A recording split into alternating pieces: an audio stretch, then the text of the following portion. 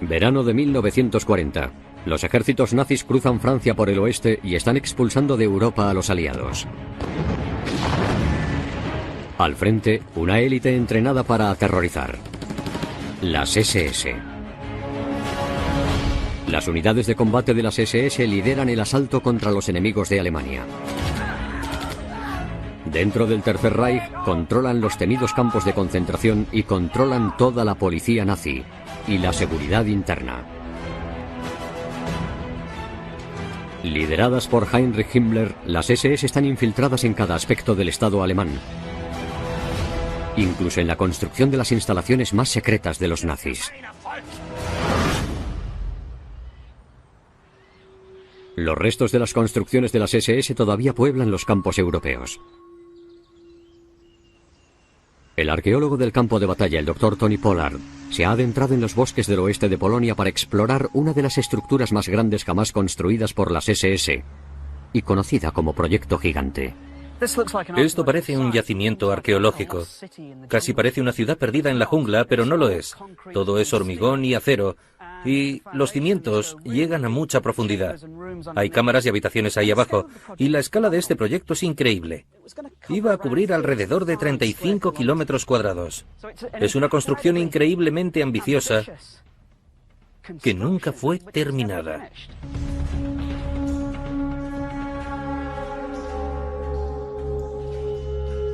Las SS construyeron un campo de concentración por la zona para proporcionar la mano de obra de esclavos necesaria para el proyecto.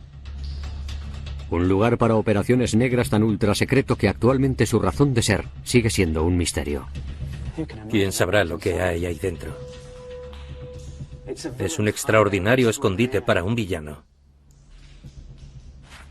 El tamaño de estas rocas, todo esto es precario.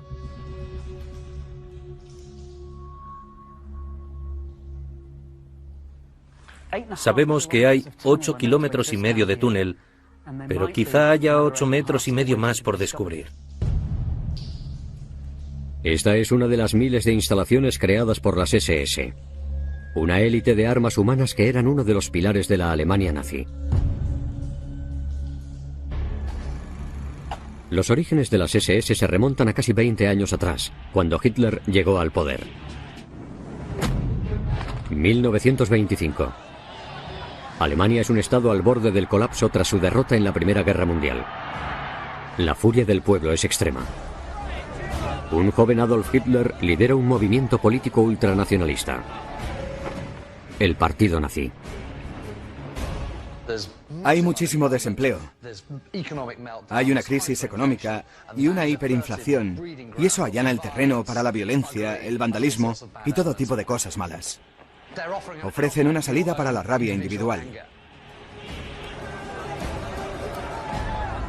Cuando empieza a recibir apoyo, Hitler se vuelve el objetivo de los oponentes políticos. Crea su propio cuerpo de guardaespaldas para protegerse.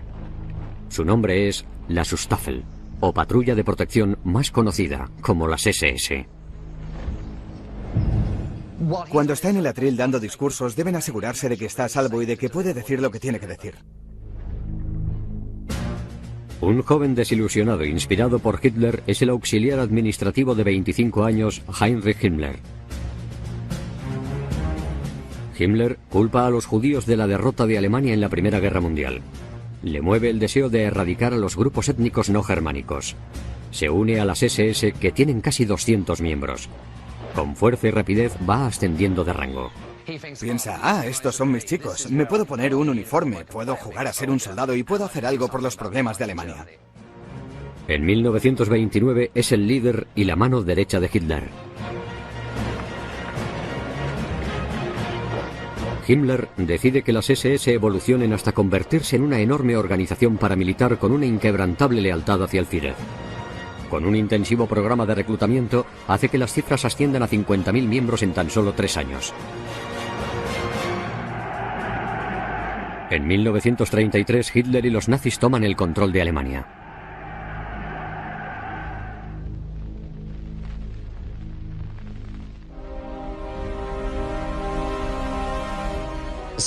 De repente, cuando Hitler asume el mando, ya no solo hay que protegerle a él, hay que proteger al Estado y también a la policía, y la red se hace cada vez más grande. Himmler se convierte en el jefe de policía de Múnich.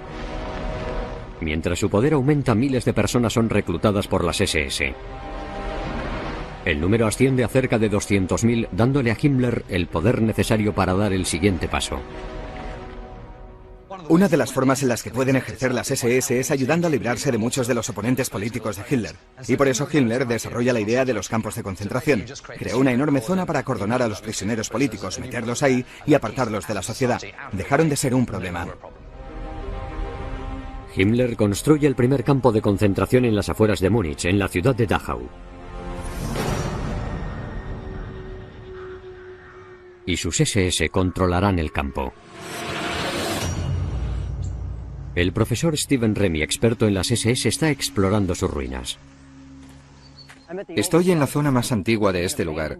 Era una fábrica de municiones abandonada y Himmler decidió en marzo de 1933 convertirla en un campo de concentración, en el primer campo de concentración de Alemania. Estos edificios básicos al principio estaban ocupados por unas 200 personas, todos presos políticos.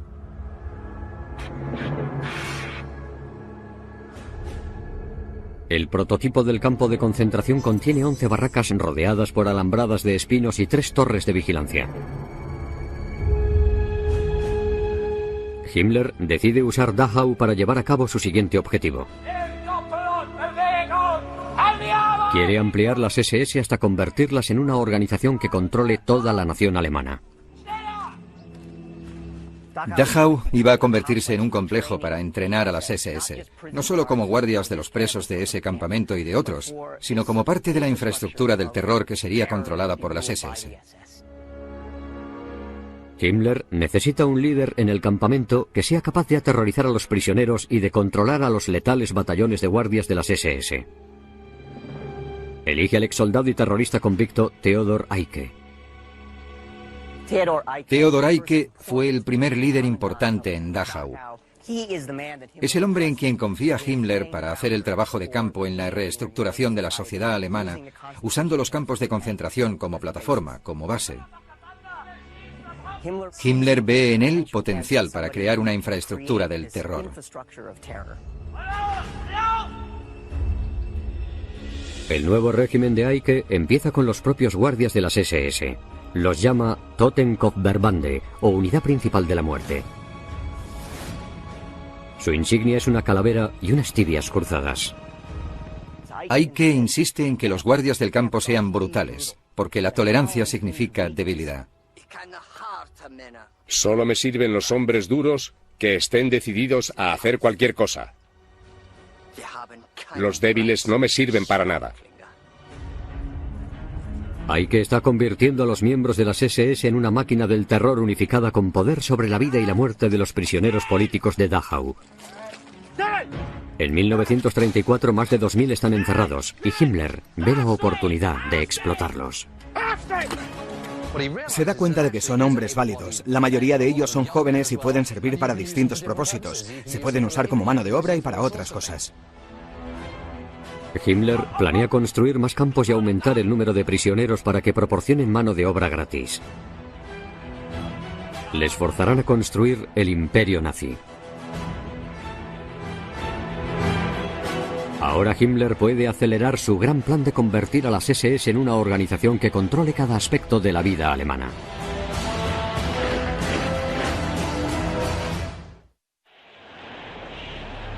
El sueño de Himmler es crear una Alemania de raza pura.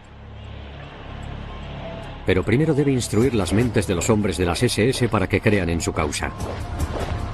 Recurre a la mitología para justificar sus oscuros deseos. Himmler es, en gran medida, un fantasioso. Recuerda los mitos y leyendas que leía cuando era niño. Los cuentos sobre los caballeros teutónicos, sobre heroísmo. Algo así como el rey Arturo y los caballeros de la mesa redonda. Ve a las SS como una especie de orden de caballería a la que deben pertenecer todos los alemanes auténticos. Altos, musculosos, rubios y con los ojos azules, a pesar de que, en el alto mando nazi, casi nadie sea así. Himmler establece unos requisitos que deben cumplir todos los miembros de las SS. Una vista perfecta, al menos medir 1,80 m y tener 2 siglos de ancestros puros alemanes.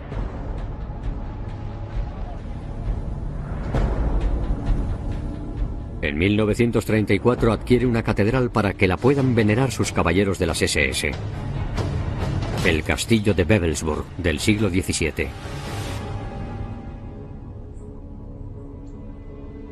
80 años después, el ex oficial de la Armada Británica, Patrick Berry, está explorando lo que queda de la visión de Himmler. Estamos fuera de una de las torres de vigilancia de Wewelsburg, y lo que podemos ver es el contorno de uno de los emblemas más famosos del mundo. Junto con la esvástica, las runas de las SS eran el sinónimo del mal en el mundo. Los hombres que había aquí eran guardias de las SS, y una de las cosas más interesantes es esto, porque es una mirilla. La idea era que el soldado que estuviera dentro pudiera ponerse el rifle en el hombro y disparar en caso de ser necesario. Se nota que el soldado de dentro debía de ser más alto que yo. Y lo irónico de todo esto es que aquí habría un soldado alto y rubio saludando a Himmler cuando éste entrara en su castillo. Cuando el propio Himmler llevaba gafas y medía menos de 1,80 m, los criterios que él exigía para los soldados de las SS. La idea de Himmler con Wewelsburg es convertirlo en el lugar espiritual definitivo para el poder nazi. Se embarca en un enorme proyecto de restauración. Himmler elige el castillo de Wewelsburg porque está cerca de la batalla histórica del bosque de Teutoburgo. Y en aquella batalla, las tribus germánicas vencieron a los romanos, y eso supuso una era dorada en la historia de Alemania. Pero este lugar también es un cementerio y un lugar de culto. Así que Himmler está uniendo mucha historia y tradiciones, y luego diciendo que Wewelsburg representa todo eso. Himmler quiere que el castillo parezca lo más majestuoso posible, y por eso agranda y hace más profundo el foso sobre el que estamos. Y este muro y este puente son nuevos, porque él los hizo más grandes y más anchos para aumentar la grandeza. Ahí arriba tenemos una gárgola con el año 1934 grabado, que es cuando restauraron el puente. El foco de atención de todo el complejo es el Salón de los Líderes Supremos. Una habitación circular con 12 columnas que representan a Himmler y a un grupo de los caballeros de las SS, imitando el estilo de los caballeros de la leyenda del rey Arturo. En el centro del suelo de mármol hay una decoración basada en el símbolo tribal alemán del sol. Cada una de sus puntas señala a una columna. Y alrededor del símbolo había una mesa circular gigante dispuesta para Himmler y sus caballeros. Bajo tierra, debajo del Salón de los Líderes Supremos, está la misteriosa cripta.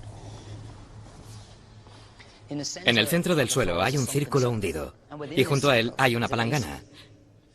Y dentro de la palangana hay una tubería de gas.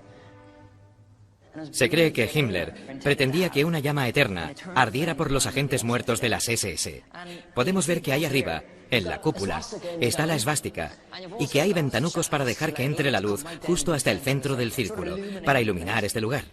Lo que Himmler está tratando de hacer es crear un etos, una tradición, un ritual para su organización, que esté basado en el pasado, pero también, por supuesto, en su destino.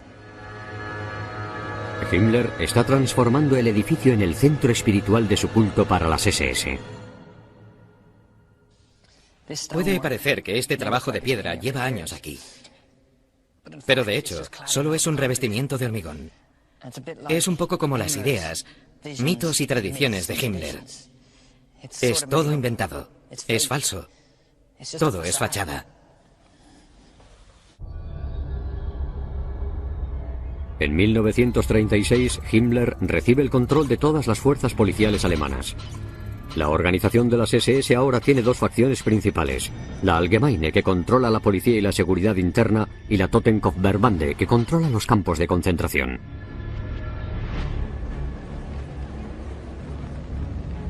Himmler reescribe las leyes del Estado dándole poder a las SS para arrestar a quien quieran cuando quieran. Crea un clima de miedo en el que la más mínima oposición a los nazis supone un arresto. Una enorme cantidad de gente es apresada, y eso supone un nuevo problema.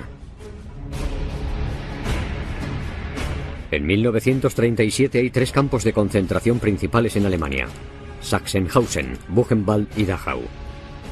Pero no son lo suficientemente grandes como para albergar a tantos prisioneros. Dachau fue originalmente diseñado para albergar a 5.000 personas y Himmler quiere que pueda albergar una cifra 10 veces mayor. Las SS tendrán la misión de forzar a los prisioneros a ampliar enormemente el campo. Las pruebas de su suplicio todavía se aprecian. Estoy en el Jurhaus, el principal edificio administrativo del campo de prisioneros. Cuando los prisioneros entraban en Dachau tenían que pasar por debajo de este arco y pasar por la verja. Después veían esto: Arbeit macht frei, significa el trabajo os hará libres. Era una de las mentiras más perversas que las SS les contaron a los prisioneros. Esta verja, al igual que el resto del edificio, fue construida por los prisioneros.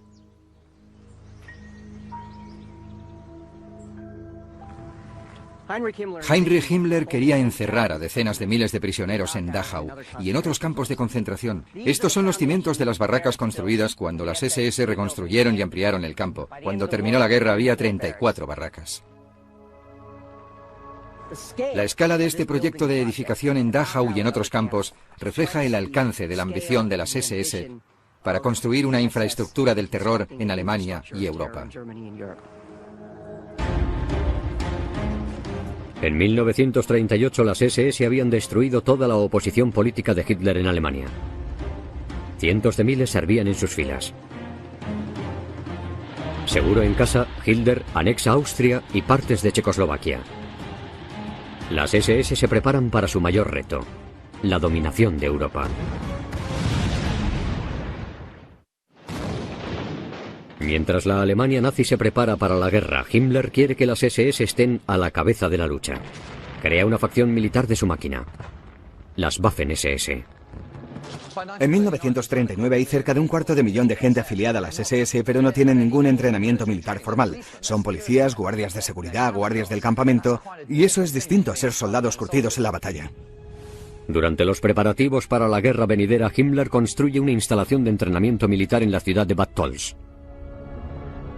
Partes de su estructura todavía se pueden reconocer. Esto es Bad Tölz, y aquí es donde Heinrich Himmler decide construir una academia para entrenar a la élite política y militar de las SS. Estas 2 torres marcan la entrada de la academia. La academia está diseñada para entrenar a los oficiales de élite para que estos lideren a los futuros ejércitos de soldados de las SS. Cuando Himmler crea esta academia tiene en mente como modelo básico Sandhurst en Gran Bretaña o West Point en los Estados Unidos, pero va a ser mucho más que eso. Junto con 5 horas de educación política a la semana, Bad Tölz se centra en el entrenamiento militar y en el atletismo. Heinrich Himmler sentía una extraña fascinación por la aristocracia británica, por la élite británica. Creía que esta élite dominaba la sociedad británica y esperaba que las SS cumplieran una función similar en Alemania. Algunas de las actividades físicas, algunas de las actividades de recreo en las que se entrenaban los oficiales de Bad Tölz reflejaban su fascinación por la élite británica, por montar a caballo e incluso por el cricket. A principios de 1939, Bad Tölz está preparando a cientos de oficiales de las Waffen-SS al año. La estructura de las SS de Himmler ahora tiene 3 partes. La Totenkopfverbande dirige los campos de concentración. Las Allgemeine SS controlan la policía y la seguridad, y las Waffen-SS son la facción de combate militar. En septiembre de 1939, Hitler está preparado para la guerra y planea atacar Polonia. Tiene que encontrar una excusa para justificar la invasión de Polonia. ¿Y quién puede hacer eso por él? Bueno, solo va a dirigirse a una organización, y esa es la de las SS de Himmler.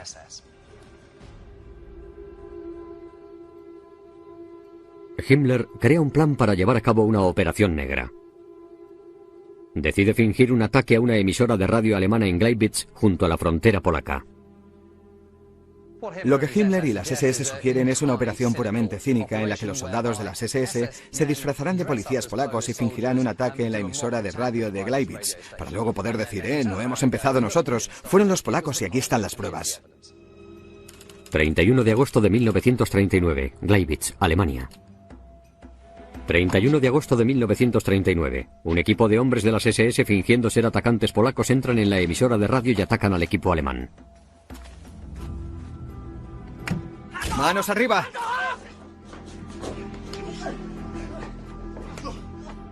En Berlín, Himmler espera escuchando la emisora de radio. Uno de los hombres de las SS emite un mensaje en polaco fluido para que parezca que Polonia ha atacado a Alemania. Atención. La emisora de radio de Gleiwitz está en manos polacas. Mein Führer, ya está hecho.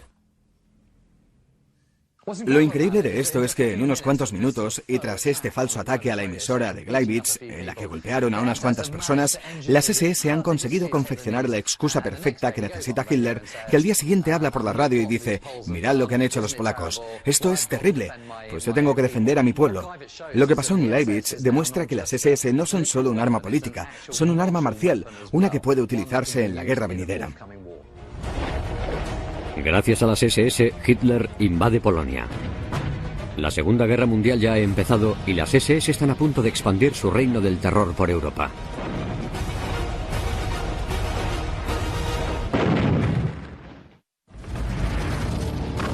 En septiembre y octubre de 1939, Polonia cae ante los nazis.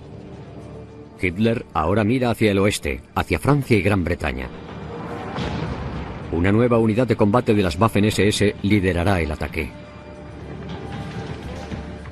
Están muy bien equipados y también están muy motivados.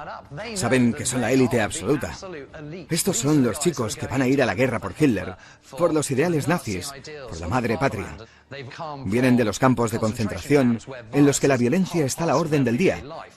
Y por eso ya hay una especie de brutalidad, una deshumanización en esta unidad que llevan al campo de batalla. A principios del verano de 1940, las fuerzas británicas y francesas se retiran hacia las costas del Atlántico, seguidas por los imparables alemanes, y las SS cometen una de sus primeras atrocidades militares. Los soldados de las Waffen-SS llegan a la aldea francesa de Le Paradis. Se acercan a una unidad británica refugiada en una granja.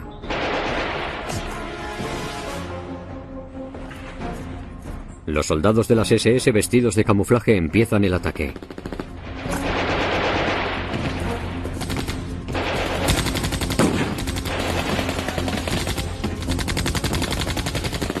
Los 99 soldados británicos defienden la granja durante toda la tarde, pero se quedan sin munición. Su comandante se rinde. Si haces prisioneros a estas alturas de la guerra, supuestamente debes seguir el convenio de Ginebra que dictamina que debes coger al prisionero, desarmarlo y llevarlo a un campo para prisioneros. Los soldados de las SS inician la marcha con los británicos, pero en lugar de llevarlos a un campo de prisioneros de guerra, los masacran. Después, 2 supervivientes hablarán al mundo sobre los asesinatos. Lo extraordinario sobre Le Paradis es que no había ningún motivo para ejecutarles. Solo habían librado una dura batalla y habían perdido a unos cuantos hombres, pero su sed de sangre y venganza lo llenaba todo. Lo que hicieron las SS fue crear una atmósfera y una máquina de entrenamiento en las que lo totalmente inaceptable de alguna forma se volvió aceptable. El mundo libre mira horrorizado pensando en cómo narices ha podido pasar esto. En 1941 Hitler pone el punto de mira en Rusia. Su plan es conquistar grandes posiciones de tierra para el pueblo alemán.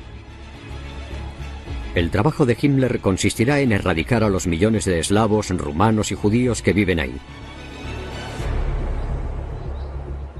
Como la invasión de Rusia se acerca, convoca una importantísima reunión en el castillo de Wewelsburg.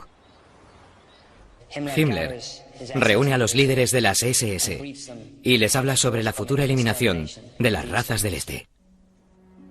Uno de los presentes registra las espeluznantes palabras de Himmler. Caballeros, es una cuestión de existencia y por lo tanto será una lucha racial despiadada en la que entre 20 y 30 millones de eslavos y judíos perecerán mediante acciones militares y la ausencia de suministros de comida.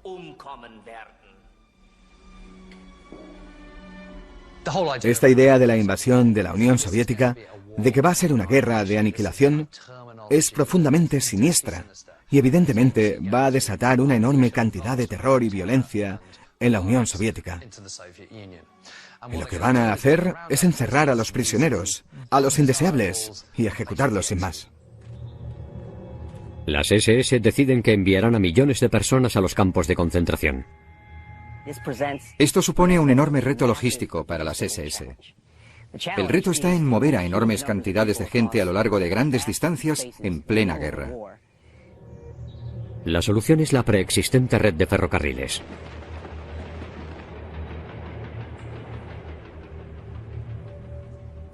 Estos restos fantasmagóricos son los restos de la red de ferrocarril que construyeron las SS y que conectaban la estación de tren de la ciudad de Dachau con el complejo de las SS y el campo de concentración de Dachau. Las redes de ferrocarril fueron absolutamente vitales para las SS. Son una forma rápida y eficaz de mover a grandes cantidades de personas a lo largo de largas distancias. La red de ferrocarriles al completo será parte de la máquina de las SS y transportará a millones de personas por el continente. Las SS ahora están preparadas para lanzar la operación más grande y terrorífica que Himmler ideara jamás.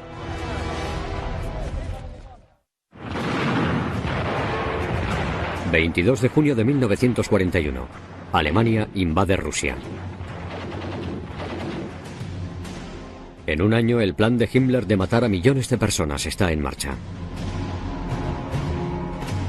Los detalles de la operación supuestamente deben mantenerse en secreto, y para conseguir eso, las SS recurren al uso de eufemismos. La solución final para el tema de los judíos es un eufemismo.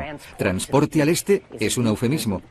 Hay muchos de estos eufemismos que las SS utilizan para tratar de borrar sus huellas, a sabiendas de que lo que se está haciendo aquí es un crimen de proporciones desmesuradas. Cientos de miles de personas son apresadas y transportadas por Europa. Las condiciones eran horriblemente inimaginables. Los nazis usaban los vagones de ganado para transportar a la gente. Los trenes iban llenísimos. En verano hacía un calor espantoso y en invierno hacía un frío glacial. A menudo los trenes se paraban en mitad de la nada y a veces durante varios días. Un incontable número de personas murió en esos trenes.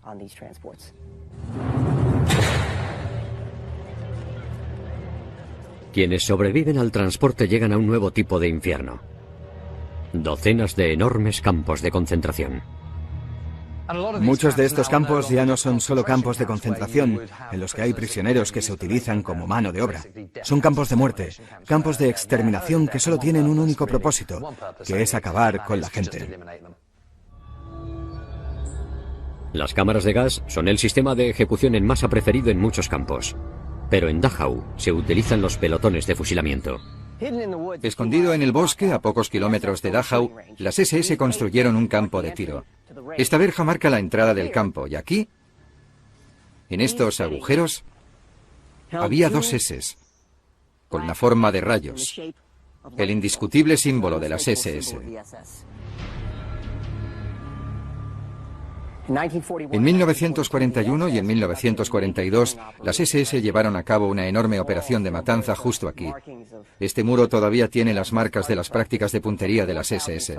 Unos 4.000 prisioneros de guerra soviéticos fueron traídos a este campo de tiro y fueron ejecutados sistemáticamente por las SS.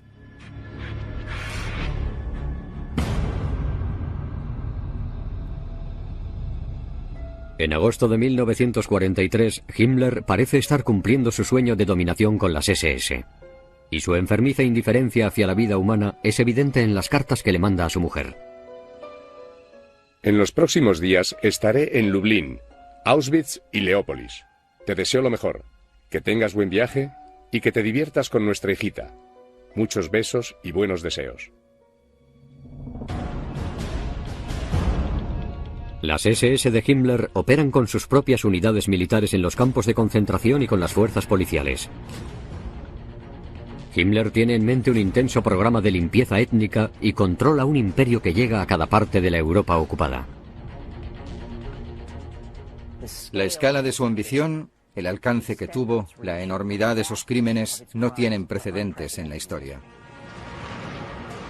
Pero la balanza está empezando a inclinarse en contra de la Alemania nazi. Los rusos están luchando.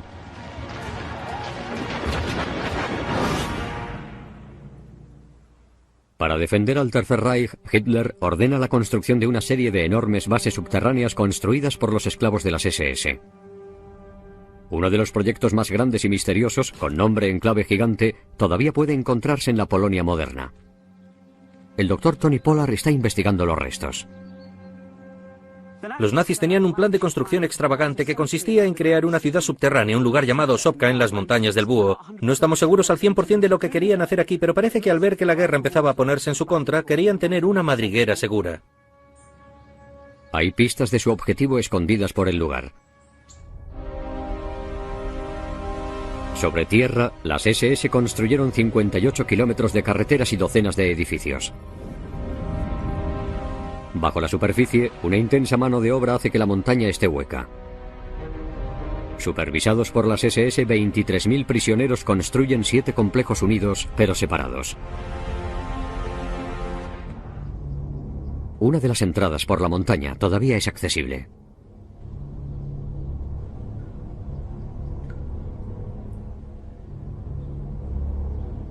Nada más entrar, la temperatura cae en picado. Aquí dentro hace un frío que pela. Una red de túneles va desde la superficie hasta 50 metros bajo tierra.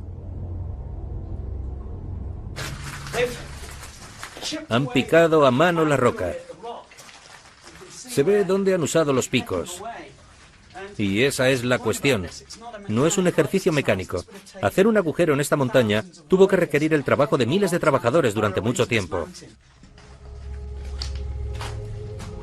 La base está diseñada para atrapar a los atacantes en espacios confinados y soportar un largo asedio. Vaya, ¿qué es esto? Dios mío, ¿qué es esto?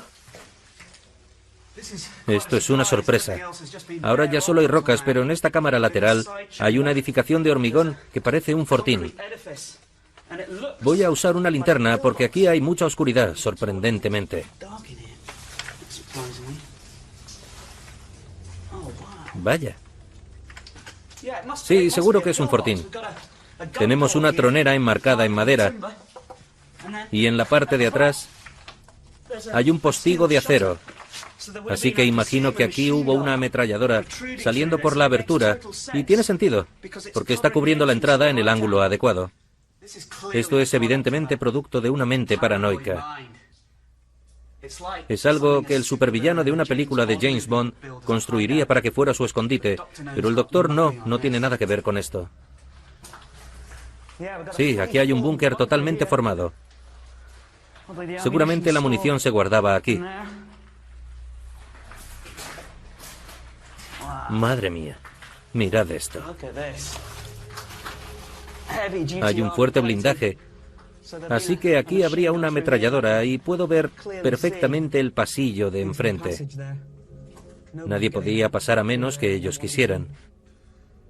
Los nazis tenían una idea extraña sobre el aspecto que tendría el futuro, eso está claro. Gran parte de la ciudadela solo es accesible mediante una balsa. No puede ser.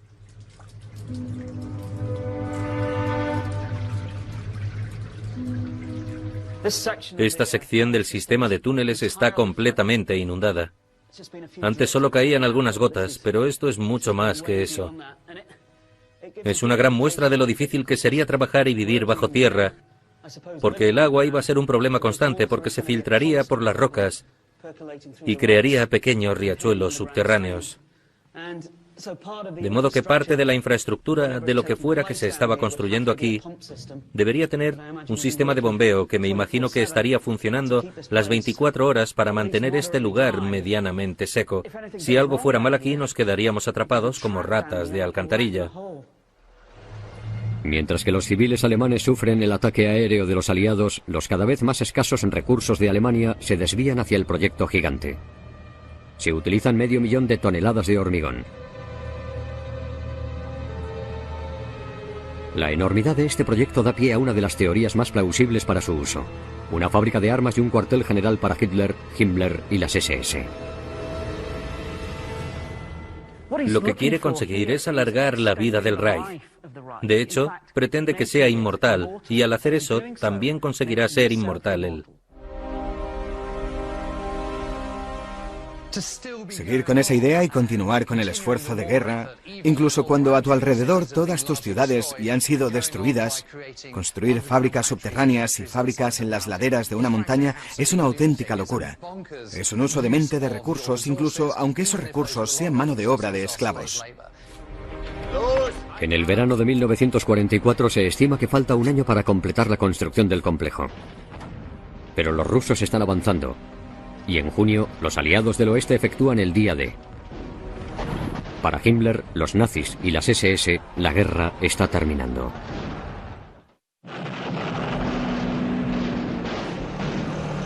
Mientras el Ejército Rojo avanza por Polonia a finales de 1944, el Tercer Reich se desmorona y la infraestructura de las SS de Himmler corre el riesgo de ser vencida.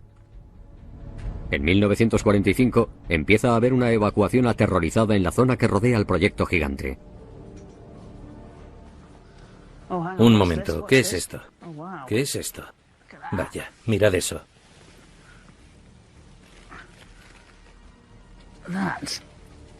Es un casco de acero. El casco alemán de la Segunda Guerra Mundial.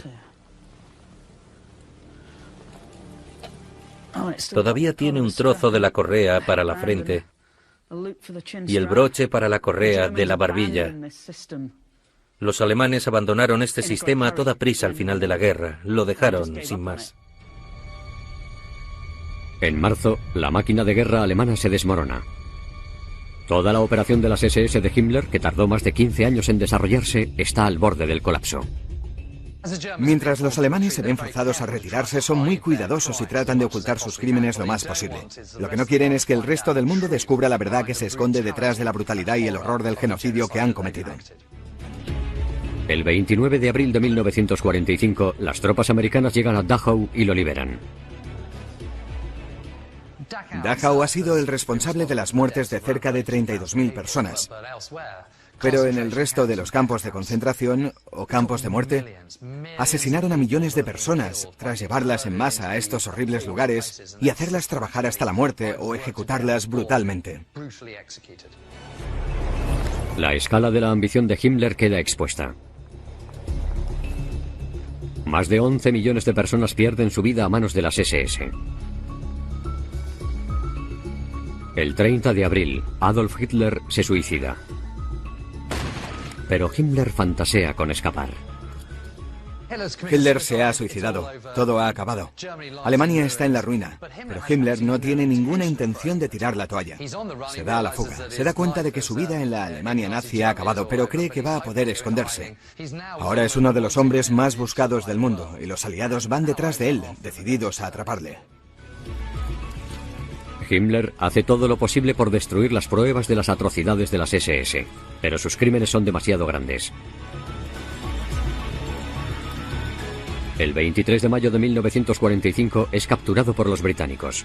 Durante una revisión médica muerde una pastilla de cianuro y se suicida.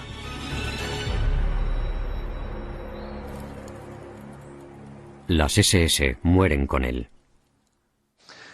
Al final de la guerra, esta enorme estructura que había sido una parte tan crucial del Tercer Reich y que estaba infiltrada en casi todos los aspectos de la máquina de guerra nazi, de repente explota.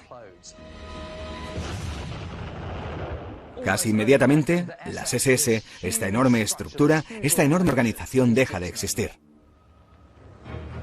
Miles de miembros de las SS son juzgados por toda Europa. En Dachau, un tribunal especial militar americano sentencia a 420 de ellos a muerte. Se dictamina que las SS son una organización criminal. Se supone que iban a ser un ejemplo de la pureza y misticismo del Tercer Reich, pero en realidad se convirtieron en el retorcido símbolo del mal que provocó la Alemania de Hitler. El horripilante legado de las SS de Himmler es un recordatorio de los horrores del nazismo.